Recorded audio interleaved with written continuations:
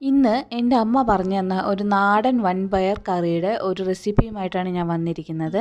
രേഷ്മാസ് കിച്ചൻ്റെ പുതിയ വീഡിയോയിലോട്ട് എവർക്കും സ്വാഗതം. സമയമില്ലാത്ത നേരത്തും പെട്ടെന്നൊക്കെ നമുക്ക് തയ്യാറാക്കാവുന്ന നല്ലൊരു അടിപൊളി കറി തന്നെയാണ്. എല്ലാവരും ഒന്ന് ട്രൈ ചെയ്ത് നോക്കണം. അതിനായി ഞാനിവിടെ 1 കപ്പ് വൻപയർ നന്നായി കഴുകി കുക്കറിൽ ഒരു 5 വിസിൽ വരുന്ന വരെ വേവിച്ചെടുത്തിട്ടുണ്ട്. ഉപ്പൊന്നും ചേർക്കാതെ തന്നെയാണ് വേവിച്ചെടുത്തിട്ടുള്ളത്. ഇനി നമുക്കിതിലേക്ക് വേണ്ടതെല്ലാം ചേർക്കാം.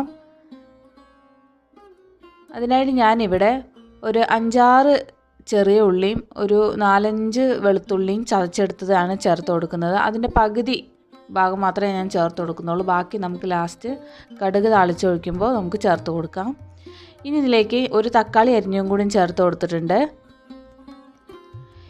ഇനി ആവശ്യത്തിനായിട്ട് ഉപ്പും കൂടി ചേർത്ത് കൊടുക്കാം. ഞാനിവിടെ ഒരു 1/2 ടേബിൾ സ്പൂൺ ഉപ്പാണ് ചേർത്ത് കൊടുത്തിരിക്കുന്നത്. ഇനി നമുക്ക് നന്നായി ഒന്ന് ഇളക്കി വെച്ച് നമുക്ക് അടച്ച് വെച്ചൊന്ന് വേവിച്ചെടുക്കാം. ഇത് വേവുന്ന സമയം കൊണ്ട് അരപ്പ് നമുക്ക് തയ്യാറാക്കാം. അതിനായി ഞാനിവിടെ മിക്സിയുടെ ജാറിൽ 1 കപ്പ് തേങ്ങ ചിരകിയതെടുത്തിട്ടുണ്ട്. ഇതിലേക്ക് ഒരു 1/4 ടീസ്പൂൺ മഞ്ഞൾപ്പൊടി, 1/2 ടേബിൾ സ്പൂൺ മുളക് പൊടി,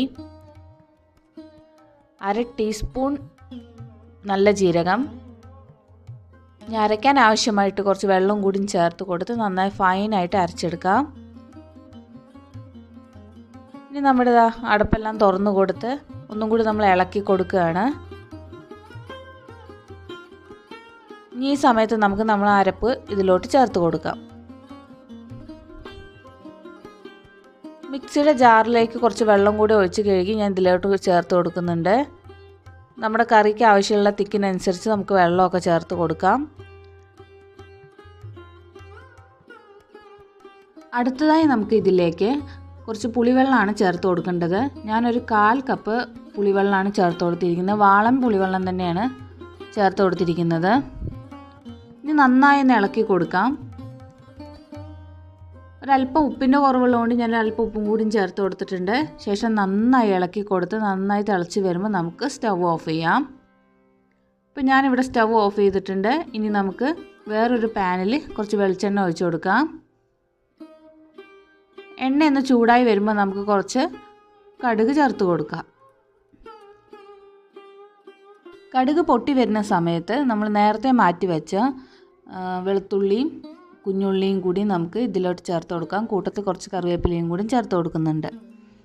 ശേഷം നന്നായി ഇളക്കി കൊടുത്ത് ഇവയുടെ നിറം ഒന്ന് മാറുന്ന സമയത്ത് നമുക്ക് നമ്മുടെ കറിയിലോട്ട് ചേർത്ത് ഒഴിച്ചു കൊടുക്കാം.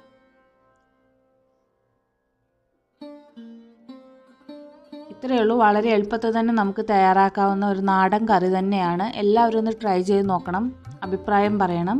ഈ വീഡിയോ നിങ്ങൾക്ക് ഇഷ്ടമായെങ്കിൽ ലൈക്ക് ചെയ്യാനും ഷെയർ ചെയ്യാനും സബ്സ്ക്രൈബ് ചെയ്യാനും മറക്കല്ലേ. പുതിയതായിട്ട് ആരെങ്കിലും കാണുന്നുണ്ടെങ്കിൽ പ്ലീസ് സബ്സ്ക്രൈബ് ചെയ്യണം. ഇനി നമുക്ക് അടുത്ത വീഡിയോയിൽ കാണാം. അതുവരേക്കും ബൈ ബൈ.